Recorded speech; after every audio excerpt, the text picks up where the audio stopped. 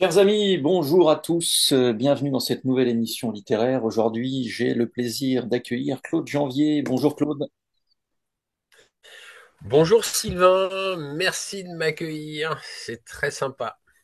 Ça faisait longtemps qu'on avait prévu de faire cette émission. Et puis, la Oui. sortie de ton dernier livre que je montre à l'instant à l'écran est une bonne occasion. L'abandon français, quelque chose est pourri dans mon royaume de France.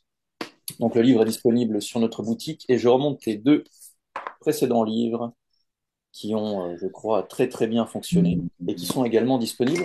Alors pour ceux qui ne te connaîtraient pas, Claude, est-ce que tu pourrais te présenter un peu rapidement et nous dire aussi dans ta présentation pourquoi est-ce que tu t'es mis à écrire? Ça c'est une bonne question. Bon alors donc écrivain, essayiste et chroniqueur de temps à autre, hein, ça fait une vingtaine d'années donc j'écris et au début j'écrivais plus spécifiquement des billets d'humeur et puis en 2019 avec Jean-Louis Ambert, on s'est rencontrés dans le Lot à l'époque puisqu'on habitait le Lot, mon épouse et moi. Et puis, je ne sais pas qui a eu l'idée, mais peu importe. On s'est dit, tiens, il serait temps d'écrire un livre sur l'état de la France.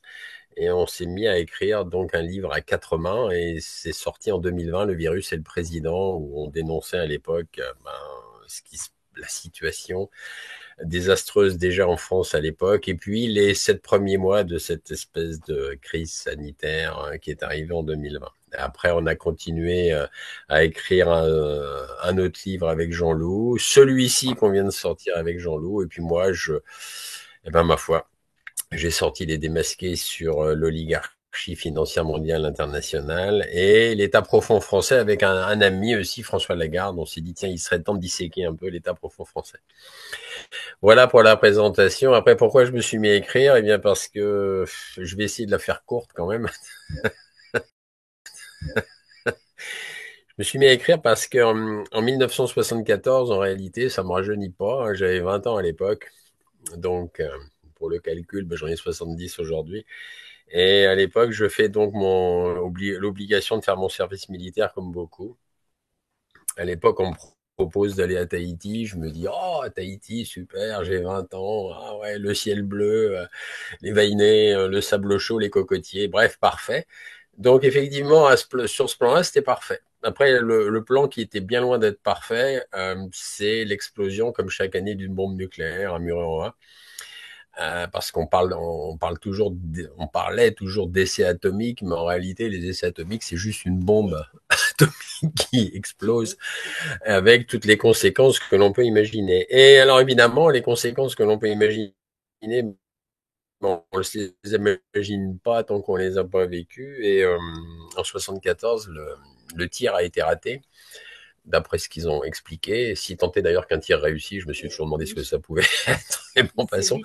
Et les radiations, au lieu d'aller polluer nos amis australiens et néo-zélandais à l'époque, eh bien, il y a eu des vents violents qui, non prévus par les météorologues, qui ont abattu le nuage radioactif sur Tahiti et l'archipel des Tuamotu, contaminant à l'époque 160 000 personnes à leur insu, moi y compris. Alors, le haut commandement militaire des irresponsables, hein, donc l'amiral en chef et la cohorte de généraux à côté, n'ont absolument pas voulu prévenir ni les populations civiles ni la population militaire. Ce qui fait qu'eux, ils ont dû se protéger, ça c'est d'une évidence pour moi absolue, c'est-à-dire qu'en cas de retombée de radiation nucléaire, ben, il faut rester chez soi en général. Là, pour le coup, le confinement est obligatoire pendant 3 4 jours. Il faut éviter de boire de l'eau du robinet, il faut boire de l'eau en bouteille, il faut prendre des pastilles d'iode, voilà, pour contrecarrer les effets. C'est ce que très certainement eux ont fait, mais eux, c'est tout. La petite caste de dirigeants, tout le reste de la population était contaminée. Les résultats ont été quand même assez effroyables puisque le nombre de cancers a quand même décuplé en Polynésie alors qu'avant le cancer il n'y en avait quasiment pas, hein. Les Polynésiens ne connaissaient pas le cancer avant notre arrivée. Et puis quant à nous, mes amis et moi à l'époque, j'ai des amis qui sont morts de turbo-cancer et d'autres qui ont eu des grosses difficultés. De toute façon, on a tous eu un point commun, on a tous été stériles à peu près. C'est-à-dire qu'on n'a jamais pu avoir de gamin, avoir d'enfants. Donc moi y compris. Donc alors évidemment quand ça nous tombe dessus, ça te tombe dessus. et que tu le découvres un peu après, tu te dis, il y a quelque chose de pourri dans le royaume du gouvernement ou des gouvernements et des dirigeants. Et là, ta vie change, ta vie prend une autre connotation. Et là, je me suis dit, bon, il y a quelque chose qui ne colle pas. Alors après, bien sûr, il a fallu gagner sa vie comme tout le monde. Donc, j'ai un peu mis ça de côté. Encore jamais, puisque même d'un point de vue simplement du souvenir et de tout ce qui s'est passé, et de mon côté rebelle, bien entendu, je l'ai jamais enterré. Et j'ai pu l'exprimer qu'il y a une vingtaine d'années où j'ai commencé à le faire vraiment. Voilà.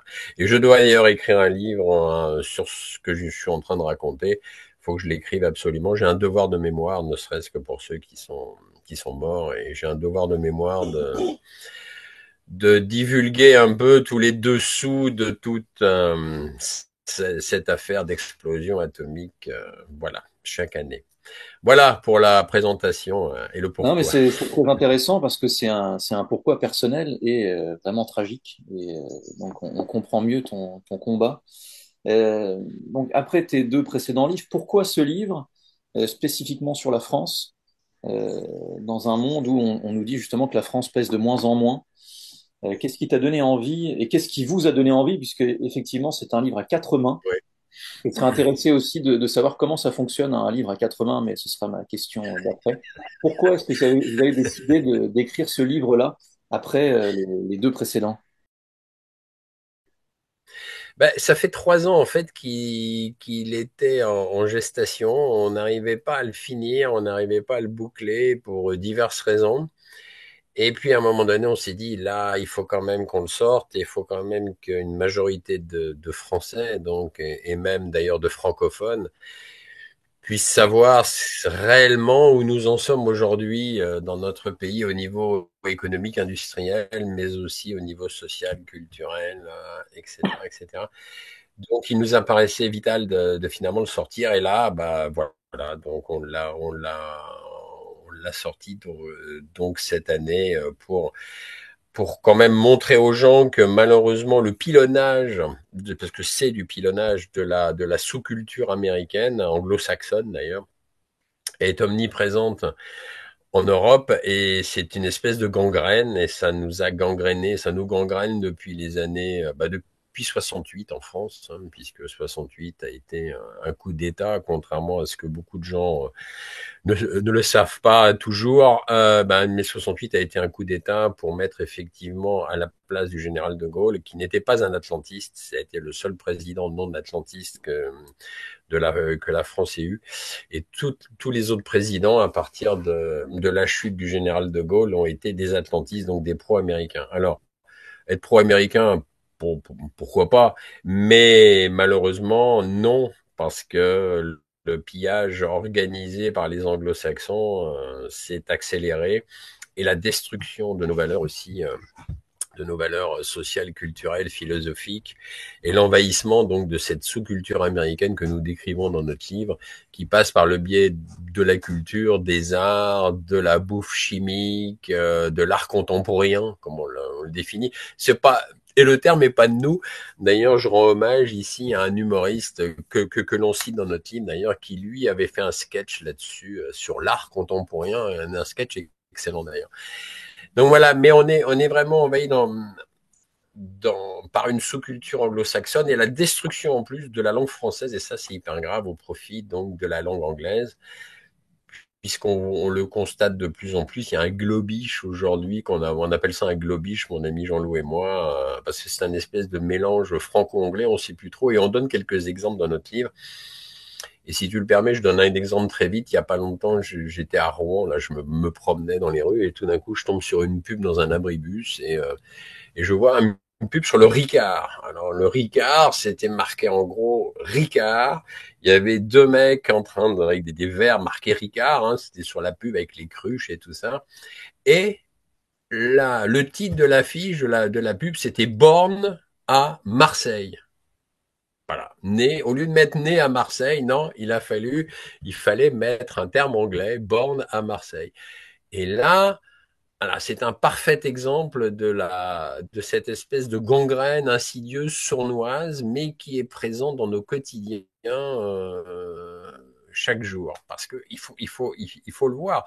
Moi, quand je vais dans le métro à Paris, c'est pareil. Le nombre d'affiches que je vois en publicité avec des mots anglais et des mots français, et tout ça, c'est mélangé. Je me dis aujourd'hui, mais un jeune de 13-14 ans, s'il se dit le français, alors c'est quoi le français? C'est un mot anglais, c'est un mot là, c'est un mot français, et le mélange des deux. Enfin bref. Et tout ça, c'est voulu. C'est la destruction, effectivement. Il n'y avait pas de place pour deux langues internationales. Donc les anglo-saxons, évidemment, pilonnent la langue française et ils sont en train d'y arriver, quoi. Voilà, donc on va peut-être en reparler tout à l'heure. Mais alors après, pour répondre à ta deuxième question, un livre à quatre mains, écoute, c'est un exercice, j'avoue. J'avoue que c'est un exercice. Bon, chacun on écrit, on se donne un peu une ligne directrice. On se dit, bah tiens, tel sujet je le prends, tel sujet tu le prends. Donc on écrit chacun de notre côté, après on compare les deux, et puis chacun on y apporte quelques corrections, et puis on finit par se mettre d'accord, et puis après, voilà, on dit bon, c'est un exercice, hein, c'est pas forcément facile, mais l'écriture, de toute façon, tu le sais aussi bien que moi, n'est pas un exercice simple, hein, puisque toi en tant qu'écrivain, tu peux aussi en témoigner, donc voilà. Mais un livre à quatre mains, oui, voilà, c'est un peu spécial, voilà. Mais avec des gens qui sont comme Jean-Loup ou mon ami François Lagarde, avec qui on a écrit l'État profond français. Ça va quand on se met d'accord et qu'on n'essaye pas de surplanter, je dirais, son co-auteur, ça se passe bien, quoi. Il n'y a pas de raison. Mais ce qui est étonnant, c'est que ça ne se sent pas Voilà. en réalité quand on lit le livre. On ne sent pas qu'il y a deux auteurs, donc c'est fluide et le style ne change pas. Donc ça doit vraiment être un travail, je pense, vraiment prenant. Donc bravo pour ça. Oui, oui, c'est vrai. C'est vrai, c'est un travail assez prenant. Ouais. Et vous parlez tous les deux dans le chapitre 3, pour rebondir sur ce que tu disais juste avant, de guerre silencieuse, de guerre faite aux Français, mais de manière silencieuse, quasiment sournoise, et dans le dos en fait des Français. C'est-à-dire qu'à une époque, l'ennemi était visible, il portait des bottes, il y avait des bruits de bottes, mais maintenant c'est silencieux. Est-ce que tu peux nous expliquer un peu ça? Oui, c'est silencieux parce que ça se fait même au niveau, par exemple, des entreprises, hein, et effectivement, on a développé tout le côté de l'espionnage industriel, de l'espionnage aussi des informations personnelles, donc de hauts dirigeants de grandes sociétés françaises, mais pas seulement les hauts dirigeants, de données personnelles des cadres aussi, des cadres supérieurs. Et en réalité, toutes ces informations partent directement donc aux États-Unis, arrivent dans des sociétés comme Microsoft et autres, sont stockées, analysées, etc. Et ce qui permet à l'État profond américain de continuer donc à piller allègrement tout ce qu'on pourrait découvrir, c'est-à-dire que ce soit des inventions ou des avancées technologiques, etc., etc. Et d'ailleurs, c'est si vrai que dans les grandes entreprises du CAC 40, et depuis assez longtemps, les cadres supérieurs ne peuvent plus rédiger un rapport en français. C'est-à-dire, ils sont obligés de rédiger des rapports en anglais. Non, mais c'est aberrant. Ça veut dire que nous sommes en France, nous avons des sociétés quand même nous avons encore quelques pointures au niveau société comme Dassault, etc. Et les cadres supérieurs sont obligés de rédiger des rapports en anglais, ce qui est un non-sens total. Et Christine Lagarde, d'ailleurs, la patronne du FMI, l'avait rappelé il n'y a pas si longtemps que ça, comme quoi c'était vraiment une obligation. Donc on voit bien qu'il y a effectivement, qui est une gangrène insidieuse, et les Français ne le voient pas, ils sont pas au courant, personne n'est au courant. Si on ne le dénonce pas, qui va le savoir, quoi. Voilà. Et c'est comme ça que que les Anglo-Saxons, en fait, s'assurent leur hégémonie en France, mais pas qu'en France, en Europe, puisque c'est du pillage quotidien de nos industries, de nos inventions et aussi des données personnelles de chaque dirigeant. Et donc, avec tout ce que ça peut impliquer derrière comme moyen de pression, de coercition, etc., etc. Oui. C'est vrai qu'on entend plutôt ce phénomène du côté chinois quand on pense à l'espionnage et à la prise de nos brevets, de nos choses comme ça. Donc c'est intéressant de voir que l'autre côté le pratique aussi. Mais est-ce que c'est quelque chose qui va se poursuivre? Ou tu penses qu'avec la nouvelle administration Trump, ce sont des choses qui vont disparaître? Comment tu vois cette nouvelle administration? Il n'y a aucune raison pour que ça disparaisse. Je veux dire, Donald Trump, lui, bon, donne un coup de pied dans la fourmilière, mais ça, il l'avait déjà annoncé. C'est un homme d'affaires, avant tout, d'être un politicien. Donc lui, évidemment, ce qu'il a toujours prôné, c'est American First, hein, d'ailleurs, ce qui n'est pas forcément stupide hein, pour son pays. Ben maintenant, faut être conscient de l'état profond, je dirais, américain, c'est-à-dire du complexe militaro-industriel américain, des services secrets qui sont bien en place, du Pentagone, etc., etc. Ce qu'il faut comprendre, c'est que un mandat d'un président américain, c'est 4 ans. 4 ans, c'est rien. C'est-à-dire que dans 2 ans, déjà, il y a les élections de mi-mandat aux États-Unis, donc tout dépend de si la population américaine continue à suivre Donald Trump ou pas, ce qui va déjà remettre en question son mandat. Non pas que son mandat se terminerait au bout de 2 ans, mais disons que peut-être il peut perdre déjà une majorité dans les grandes instances fédérales américaines. Donc, mais après, pour en arriver à ta question, il n'y a aucune raison pour que ça s'arrête, puisque l'État profond américain, même si Trump est en train d'essayer d'élaguer, et d'ailleurs là-dessus, on ne peut qu'être d'accord. Mais il n'empêche que après lui, je vois pas pourquoi ce pillage systématique et ce contrôle systématique va s'arrêter. Et ce qu'il faut comprendre avec les USA, c'est qu'ils veulent absolument garder l'hégémonie du dollar. Même avec les BRICS, ce qu'il faut comprendre aujourd'hui, parce qu'avec les BRICS, que peut-être peu de gens savent, c'est que les BRICS aujourd'hui, c'est un bien, ça c'est clair, c'est un contre-pouvoir au monde unipolaire voulu par les USA et l'OTAN.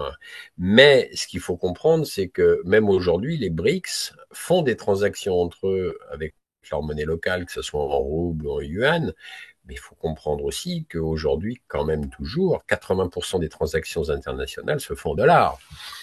Donc en réalité, les États-Unis ne voudront jamais perdre l'hégémonie du dollar. Ça, c'est d'une évidence absolue. Donc je ne vois pas pourquoi tout d'un coup tout s'arrêterait au niveau du pillage et du contrôle de l'Europe. C'est de toute façon les Anglo-Saxons ont toujours eu une idéologie qui qui est assez claire en réalité. Leur terrain de jeu, c'est la planète. C'est-à-dire, de toute façon, c'est la planète. Hein. Et c'est démontré d'ailleurs depuis l'existence, par exemple, des États-Unis. Donc, c'est à peu près 220 ans maintenant que ce pays a vu le jour. Et ce pays a été en guerre quasiment 200 ans, quoi, contre un ou plusieurs pays du globe. Je crois que les Anglo-Saxons n'ont pas été en guerre que contre 27 pays dans le monde. Hein. Et le reste des pays, il y a toujours eu une guerre ou une énorme guerre ou moins, ou une guerre larvée, mais originée par les Anglo-Saxons. Donc ce n'est quand même pas rien. Quoi. Ils ont un CV assez épouvantable. J'avais écrit un billet il y a 5-6 mois là-dessus, recensant à peu près le nombre de morts générés par les Anglo-Saxons depuis les années 1880, et c'est assez effroyable jusqu'à nos jours, et on arrive à peu près à 500 millions de victimes. Hein. Faut quand même savoir qu'en Europe, nous sommes actuellement 440 millions d'habitants, donc ça veut dire que les Anglo-Saxons en ont tué plus que la population européenne aujourd'hui. Hein, je ne vais pas m'étendre sur les innombrables guerres, mais en réalité, la fameuse colonisation de l'Inde par les Anglais a quand même a débouché sur une centaine de millions de victimes, et de guerre de l'opium par les Anglais aussi en 1880, c'est 120 millions de victimes, et on ajoute à ça les guerres insensées de Corée, du Vietnam, les 2 bombes atomiques larguées sur le Japon, les Philippines, le Guatemala, et plus depuis le 11 septembre, le déchaînement des Américains sur le Proche-Orient, qui a quand même fait jusqu'à ce jour un peu plus de 4,5 millions de victimes civiles, sans compter je compte même pas les militaires. Donc, on voit bien que c'est un CV assez épouvantable.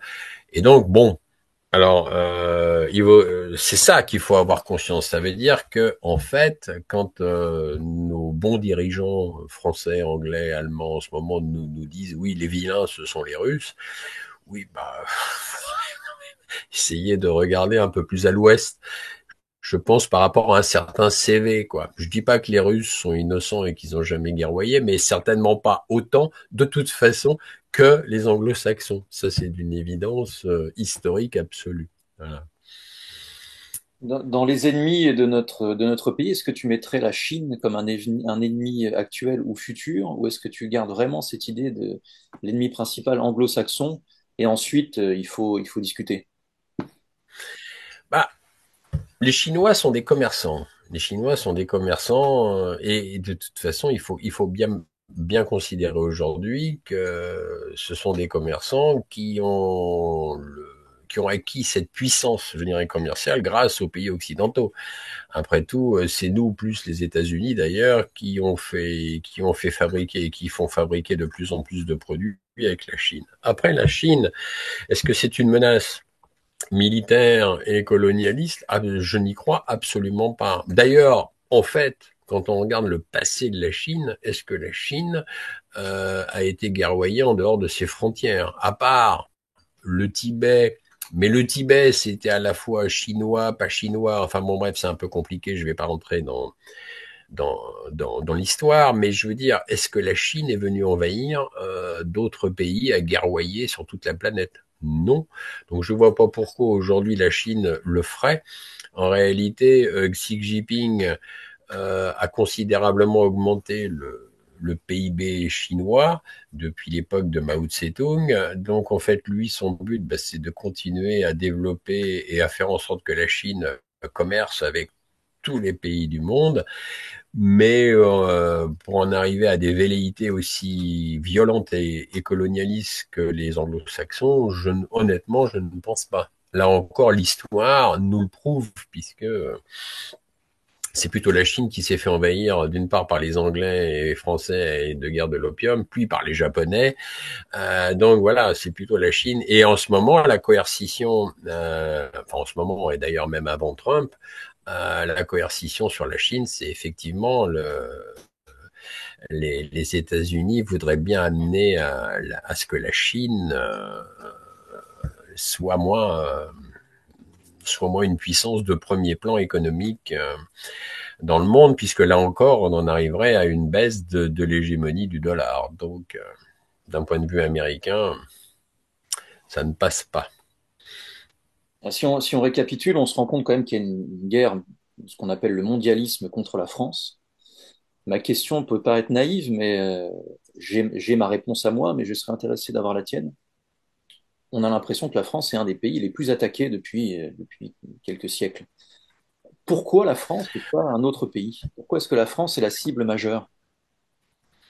Mais la France est la cible majeure parce que la France est un pays quand même qui a, presque j'allais dire qui avait, parce qu'aujourd'hui, un rayonnement assez fort, tant au niveau culturel qu'au niveau industriel. C'est un pays qui quand même a rayonné beaucoup dans les arts, au niveau de l'industrie. On a été à la pointe technologique de beaucoup d'inventions et inventions qui se sont fait voler, piller par les anglo-saxons. Et ça a été voulu donc par des dirigeants successifs et ça s'est surtout accéléré depuis Nicolas Sarkozy, puisque Nicolas Sarkozy, François Hollande et Emmanuel Macron, c'est le triumvirat de l'enfer hein, pour la République française. C'est-à-dire que là, on a assisté vraiment à une dégringolade infernale. Et quand on regarde le rayonnement que nous avions, même au niveau de la politique étrangère, c'est-à-dire on avait un certain statut, on a toujours essayé de... Alors, on peut me dire, oui, mais la France a été aussi un pays colonisateur. C'est vrai. Mais d'un autre côté, c'est pas le même esprit, j'allais dire, de la colonisation. C'est-à-dire que quand on prend un parallèle, on avait aussi des comptoirs en Inde, comptoirs français, sauf que on a été beaucoup plus, beaucoup moins violent et beaucoup moins meurtrier que la colonisation anglaise en Inde. Alors, je dis pas que c'est merveilleux la colonisation, je suis pas en train de dire cela, mais il y a différentes façons d'appliquer une certaine politique colonialiste. Mais donc la France était un pays qui rayonnait beaucoup. Il faut voir qu'est-ce que la France est devenue aujourd'hui. Est-ce qu'elle rayonne de nouveau au niveau des arts? Non. Est-ce que nous rayonnons aujourd'hui au niveau de culturel? Non plus. Est-ce que nous rayonnons au niveau politique étrangère? Ah bah alors là, surtout pas, de moins en moins. Et est-ce que l'on rayonne aujourd'hui au niveau industriel quand on voit les bradages honteux de nos fleurons, hein? Il y a, bon, je vais pas revenir sur l'affaire Alstom, mais il y a Alstom, il y a Rhodia, il y a Arcelor qui a été pilonné, il y a Alcatel, on se souvient quand même. On a quand même été capable de produire un supersonique qui s'appelait le Concorde, qui ralliait quand même Paris-New York en 3 heures. Et ça, c'est pas les Anglo-Saxons qui l'ont fait, c'est la France qui l'a fait, c'est des ingénieurs français. C'est un pays où on a été capable de grandes réalisations, et quand on regarde où nous en sommes aujourd'hui, presque ça donne envie de pleurer, quoi. Donc il fallait abattre, d'un point de vue anglo-saxon, il fallait abattre la France. Il fallait abattre ce rayonnement. Et c'est malheureusement, j'allais dire, ils y sont arrivés. Alors rien n'est inéluctable, hein. Ça peut toujours s'inverser, c'est vrai. Mais à mon avis, il serait temps de le faire, là, parce que là, c'est, on a atteint un niveau. Quand on voit les dernières cérémonies, la dernière cérémonie des Jeux Olympiques parisiens, bon, je vais pas revenir sur ça, mais le rayonnement de la France au niveau culturel, waouh, ben, il joue les grands absents, hein, quand on voit la prestation d'un certain soi-disant artiste du nom de Philippe Catherine. Eh bien, on peut rester quand même. Je suis resté sans voix d'ailleurs, et pas que moi. On s'est dit, waouh, waouh, quand même, waouh, ça c'est vrai. Et d'ailleurs, on en parle dans notre livre. On en parle dans notre livre à un moment donné où on dit voilà, dans les années 60, on est passé de Jean Lursa, par exemple, avec ses tapisseries magnifiques, avec ces représentations d'une colombe, etc. Et pour en arriver à 2001, un autoportrait d'un certain artiste, entre guillemets, parce que pour moi, ça n'en est pas un, qui s'appelle Claude Lévesque, et un autoportrait où il met en titre «Je suis une merde». Et c'est texto. Donc là, on se dit, waouh, on est passé quand même en l'espace de 60 ans. Oh là là, on est passé, mais. Waouh. Et ce fameux Claude Lévesque avait été mandaté, et c'est ça le plus grave, par la direction, par le ministère de la Culture, bien sûr, et la direction de l'Opéra Garnier à Paris pour, il y a quelques années, 3-4 ans de cela, ou 5-6, je sais plus, il avait pris 2 pneus de tracteur, c'est vrai que c'est de l'art, hein, dorés à leur fin, oh, et ces 2 pneus de tracteur ornaient l'escalier monumental, enfin les 2 rampes de l'escalier monumental de l'Opéra Garnier à Paris. Magnifique. Donc voilà, sans parler du phallus géant qui trônait, je crois, je sais plus où, place Vendôme à Paris, du vagin de la reine au palais à Versailles, au château de Versailles. Enfin voilà, et c'est de l'art. Ah bon? Ah ben je sais pas moi. Depuis Jean Lursa, oui effectivement, il s'est passé quelque chose on n'a pas tout à fait compris. Alors, soit nous sommes hermétiques, toi comme moi ou d'autres, à l'art, soit je pense que non, on sait discerner vraiment ce que réellement l'art veut dire. Mais, si tu le permets, encore plus pernicieux. Quand on voit, et ça c'est encore presque encore plus grave que ce que je viens d'évoquer, quand on voit une artiste, alors là j'ai du mal à employer le mot artiste aussi, comme Myriam Cham Khan, je crois, une peintre suisse. Et le pire, c'est qu'elle est de ma génération, qui a osé sortir un tableau qui a orné le palais de Tokyo à Paris, où on voit un un homme nu se faire une fellation par un gamin agenouillé, nu aussi, il y a eu un tollé quand même, et la direction du palais de Tokyo, et je sais, j'ai même envoyé un mail d'ailleurs à l'époque à la direction du palais de Tokyo en disant mais c'est inadmissible, vous tolérez une peinture prenant la pédophilie, et il m'a été répondu non, non, c'est pas du tout ça, l'artiste, c'est pas ça qu'elle veut montrer, elle veut montrer des tortures de guerre, machin. Mais je dis non mais attendez, c'est se moquer du monde, et ça c'est extrêmement grave. Et d'ailleurs, le Parlement européen a fait la même chose en mettant une toile d'une certaine, je me rappelle même plus son nom, une peintre suédoise torturée, qui s'appelle Tonkist ou je sais plus quoi, qui alors, alors c'est pareil, elle peint des femmes en train de découper des bébés avec des couteaux et tout. Et une de ces toiles orne un des couloirs du Parlement européen. Donc on voit bien qu'il y a un côté vraiment pernicieux de dégrader encore plus nos valeurs culturelles fondamentales, quoi. Et là, c'est extrêmement grave, extrêmement grave. Ça m'amène à une de mes dernières questions, puisqu'on arrive quasiment à la fin de l'entretien. Est-ce que finalement ce combat n'est pas avant tout un combat religieux? Ah oui, bien sûr, c'est un combat religieux, bien sûr.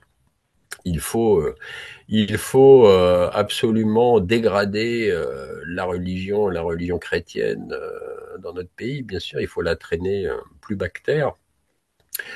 Et d'ailleurs, des canards comme Charlie Hebdo s'y emploient fréquemment, d'ailleurs, mais soi-disant, sous la liberté d'expression. Mais en réalité, c'est de la dégradation. Alors après, c'est ça qui est grave, c'est-à-dire que l'on soit pas chrétien ou catholique, ma foi, pourquoi pas? Je respecterai ça. C'est une décision personnelle, voilà. Mais ensuite, ne pas être chrétien, je peux comprendre.